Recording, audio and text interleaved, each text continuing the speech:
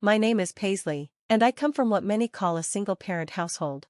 When I was a child, my father passed away. Since then, my mom has raised me on her own. Despite the challenges, I never felt sad about our family dynamic. My mother, a determined and hardworking woman, managed to sustain the architectural design firm she and my father had built together. Though her busy schedule meant we didn't have much time together, I admired her deeply and aspired to be as driven and resilient as she was. But one fateful day, that admiration faced an unexpected trial. My boyfriend Matteo is 3 years older than me. We met at a college social event and hit it off instantly. Coming from a wealthy family, Matteo has had a life of opportunities, including landing a prestigious job at a bank through his family's connections. He's thoughtful and kind, often spoiling me with lavish gifts and fancy dinners. Though he can be a bit indecisive, I've always found his generosity and warm nature endearing. Recently, Matteo and I began discussing marriage. While the idea is exciting, I just graduated this spring and started my first job. Jumping into marriage right away feels premature, as I want some time to grow independently. Still, we've agreed that starting a life together is something we both look forward to in the near future. Today is a big step. I'm meeting Matteo's parents for the first time. We plan to share our intentions for marriage, and I hope to leave a positive impression. Knowing how affluent and poised his family is, I put careful thought into my outfit, hairstyle, and makeup to present myself as polished but approachable. With my nerves fluttering, I step out of the house. "Mom, I'm off to visit Matteo's family today," I called out. "Ah, right, just remember to be polite," she replied, glancing up from her laptop with a soft smile. "Don't worry, I've got this. See you later," I said before heading out, excitement bubbling inside me. After a train ride and a bus journey, I arrived at Matteo's home in the neighboring town. The house was breathtaking, straight out of a fairy tale, with its grand design and impeccable landscaping. Wanting to make a thoughtful impression, I brought a cake from his parents' favorite bakery, which Matteo had recommended. Matteo greeted me at the door with his signature warm smile. "Paisley, I'm so glad you're here. Come in." As I stepped inside, the elegance of their home left me in awe. The spacious living room, adorned with tasteful decor, exuded luxury. Matteo's father, an executive at a major bank, clearly had a hand in curating this refined lifestyle. I took a deep breath and smiled, offering my introduction. "It's a pleasure to meet you. My name is Paisley."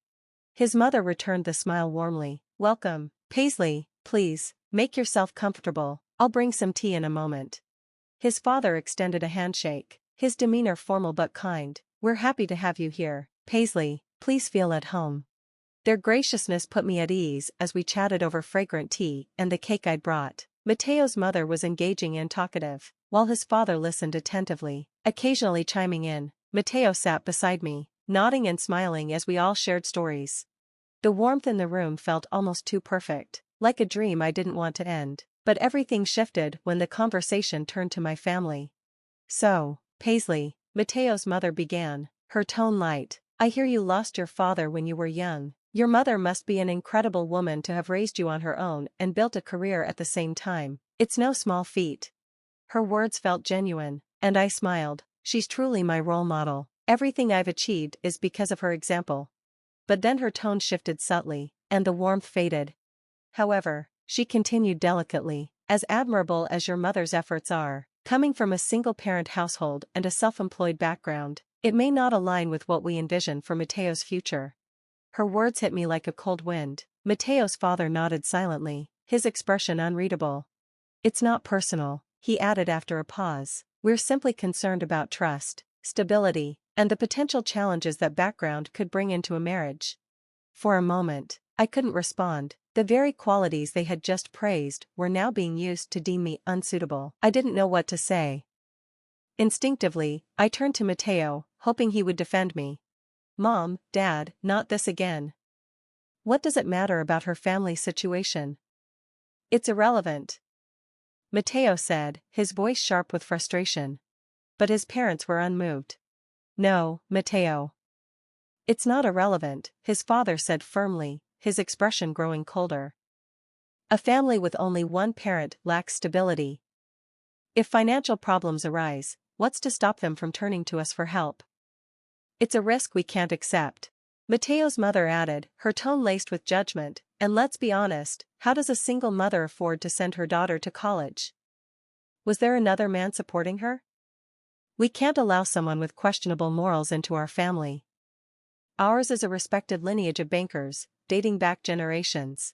Her words weren't outright slander, but their condescension stung even more. Mateo tried to argue, but his parents dismissed him, their voices growing louder as they debated among themselves, leaving me entirely out of the conversation. Finally, his father concluded, "You can date her if you like, but marriage is out of the question. The differences between your lifestyles are too vast. Such a relationship will only end in disappointment." Mateo, usually so steadfast in his kindness, faltered. He turned to me, his eyes filled with regret, and said, "I'm sorry, Paisley. I can't marry you after all." "What?"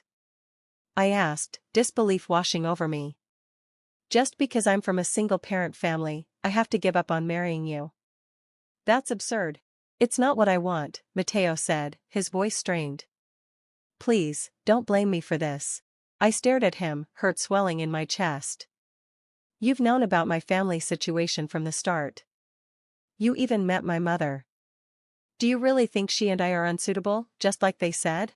Mateo lowered his gaze, his silence answering for him.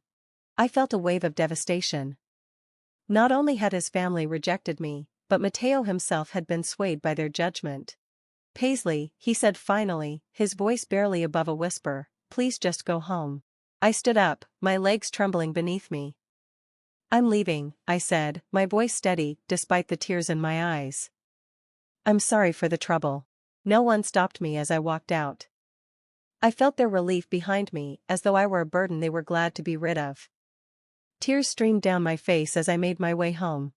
When I stepped through the door, my mother immediately noticed my tear-streaked face. "Paisley, what happened?" I didn't want to tell her. It felt like admitting defeat, like dishonoring all the sacrifices she had made for me. But I couldn't hide it, so I told her everything. Her face darkened with anger. "So, that's the kind of family they are," she said, her voice sharp. "And Mateo? He just went along with them?" I nodded, my voice cracking as I said, "He didn't even try to stand up for me." She sighed, her tone softening. "Paisley, it's for the best. A marriage to someone like that wouldn't have lasted. You deserve someone who values you for who you are, not despite where you come from." I looked at her, my tears flowing freely. "Mom." She pulled me into a tight hug. "It's not your fault, Paisley. You've done nothing wrong. And don't ever feel ashamed of our family. You're my pride and joy. Remember that." The next morning, my mother's determination took a surprising turn. "I looked into it," she said over breakfast. "Our company works with the bank Mateo's father is employed at. I've decided to cancel our dealings. If they claim to value trust so much, let them see what happens when that trust is broken." By the time I left for work, she was already on the phone with the bank's branch manager. I overheard her calm but firm tone as I walked out the door. A few days later, I received an unexpected call from Mateo. He asked me to meet him at the park, and when I arrived, his parents were there too. Their glares pierced through me. Mateo's voice was strained as he said, "My dad was fired. They said it was because of my girlfriend." "Paisley, what did you do?" At that moment, everything became clear to me, what it truly means to sever a contract, what trust signifies in the world of banking, and what happens when that trust is shattered. For someone whose livelihood depends on lending and borrowing money based on credibility, losing that trust is equivalent to losing their career. When a cause undermines this trust, it must be swiftly eradicated. In this case, Mateo's father had been deemed the root of the problem. What I discovered later only solidified this. He and Mateo, just as they had treated me, had a history of looking down on less affluent clients, causing unnecessary hardships and conflicts. It turned out his dismissal was inevitable. My mother's phone call had simply hastened the inevitable. This wasn't a victory won by my own strength, I'm not that powerful. It was a testament to my family's influence and resolve, and that was something I could take pride in. "You insulted my mother," I said, my voice steady and unwavering, so she responded the only way she knew how, with the power she's earned. Mateo's father glared at me, incredulous. "What? There's no way a small-time company run by someone like your mother could have enough clout to get me fired with a single complaint." "You're right." I replied coolly. My mother's company isn't large, but her influence doesn't end with her design firm. I paused, watching his confusion flickered across his face, then I continued. She also holds positions in several companies my grandfather manages. Her decision to sever ties with your bank wasn't hers alone, it extended to every company under my grandfather's control. I listed a few of the major firms my grandfather operated. Mateo's father paled, the weight of my words sinking in. That can't be possible, he stammered. It's simple, really, I said, shrugging. Why would my grandfather continue doing business with a bank that insulted his daughter and granddaughter? Trust goes both ways, doesn't it? The realization hit them like a tidal wave. Mateo's parents collapsed to their knees, their foreheads nearly touching the ground, their voices trembling as they begged for forgiveness. But to me, they were nothing more than pitiable figures now. Mateo himself turned to me, desperation etched into his face. Paisley, I'm so sorry, I was serious about marrying you. I just thought sending you home would calm things down with my parents. Please, believe me. His excuses tumbled out in a frantic stream, but they only exposed the depth of his weakness. He hadn't fought for me, hadn't defended me when it mattered most. I had already made my decision. I shook off his grasp with ease, my voice cold. You're right, my mom is amazing. She's my role model, and because of that, I can't tolerate anyone who disrespects her. Mateo, I hate you now. I never want to see you again. Without waiting for a response, I turned and walked away. Mateo didn't follow. He couldn't muster the strength, nor the courage. He remained there, kneeling beside his parents as I disappeared from their lives for good. In the weeks that followed, I heard through my mother and grandfather that Mateo's family had quickly fallen from grace. With no job and mounting debts, they were forced to sell their luxury cars, jewelry, and, eventually, their grand home. They had spent years basking in excess, and now they were unprepared for the reality of living modestly. Surprisingly, I didn't feel anger or satisfaction hearing about their downfall, only relief. I had escaped a life where I would have been undervalued and diminished. Mateo, weighed down by his fragile pride, would have to learn to survive within his means. For his sake, I hoped he would. As for me, life moved forward. Over tea, my mother and I laughed at the absurdity of it all. This experience had taught me invaluable lessons, not just about others, but about myself.